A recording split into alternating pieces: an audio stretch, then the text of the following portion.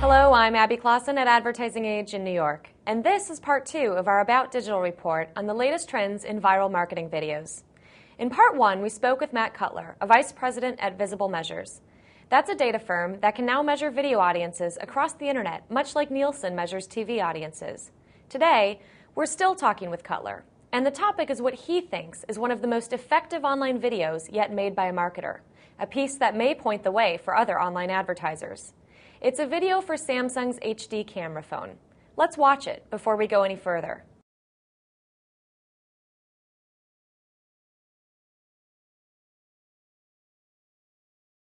So here it is, the new i8910 from Samsung with a built-in HD camera. Wow, look at that. There's my girlfriend. Give us a wave, Susie. Yeah, all right, that'll do.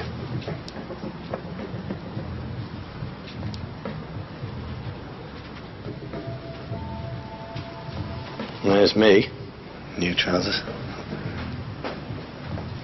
Really is pretty cool, isn't it? An HD camera in a mobile phone. Oh yeah, watch this. You ready? And the phone's gone. But here's the weird thing. It's still filming.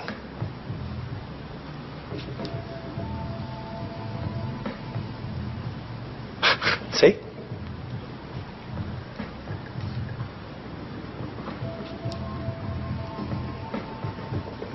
And now the phone's back. So here's the challenge, YouTube. How do we do that? Oh, remember, you can watch it in HD now, so that might help.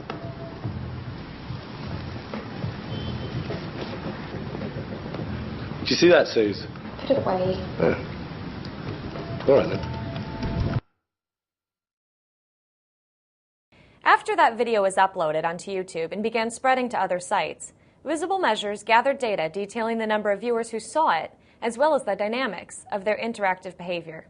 The Samsung HD camera phone challenge is a very interesting narrative that we think is indicative of sort of modern brand building and advertising. Sort of, it's almost a glimpse at the future. In that the product is a consumer electronic device, a camera phone, which happens to be able to shoot video in HD quality. And what they did was shoot a 1 minute and 43 second spot that was filmed entirely on the phone and is effectively an illusion.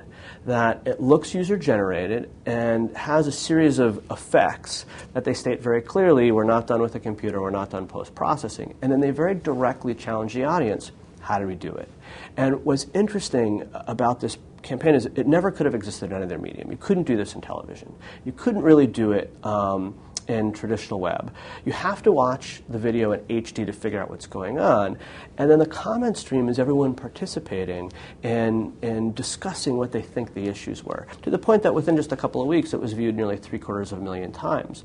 Now, we were able to track engagement data, what people actually did while they watched this clip. And according to our data, the average viewer watched over 1 minute and 50 seconds of a 1 minute and 43 second spot. So it proved highly engaging. People were rewinding, rewatching, trying to figure out what's going on.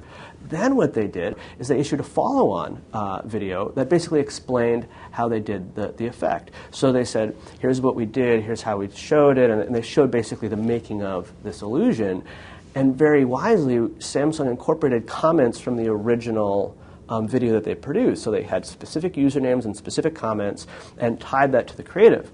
That drove an additional several 100,000 views. So this very interesting story that was really compellingly produced about a product that is very relevant to the online video environment, which was designed for social interaction. And while, of course, this isn't going to work for every class of campaign, it really does point to the new possibilities to tell a story in this medium and really showcase brand attributes along the way. Do you see kind of the future of online storytelling involving not just video, which, I mean, everybody always talks about as a great storytelling channel, but also consumer interaction with that video and the marketer asking the consumer to help us tell a story? Absolutely. We call it social video. And what we see increasingly is video as organizing principle for social interaction online. People like to watch video, and they like to talk about it and share it and get involved in it, to be honest. And to the extent that brands and brand advertisers are able to tap into that natural social tendency, they can get tremendous word-of-mouth spread of their campaigns. Now, to do so creates or necessitates a very different creative approach than might have existed on television, for instance. And what we're beginning to see today are these new narrative constructs, these new narrative formats that are designed with the social video web in mind, and which selectively take all the tricks on the shelf, whether that's HD or whether that be commenting or whether that be user submission or others, to help support the storytelling. So what we're finding, particularly in working with our agency partners, is a sense of liberation. Hey, there's all sorts of new tools, all sorts of new tricks, and the rules really haven't been written yet, as opposed to what amounts to a fairly standard format in 30-second television spots. What's the effectiveness of online video? Because we see brands who have for years and decades used econometric modeling, understand Sure. exactly how this an exercised buy on television impacts their bottom line. We don't yet have that information for online Sure. video. Are brands starting to connect online video traffic and views to actual business results, or is it still too early? Without question. I think everyone's asking that question. Hey, online video, digital video is a great medium. People are clearly using it, but does it work, right? Which is a perfectly reasonable and, in fact, the right question to be asking.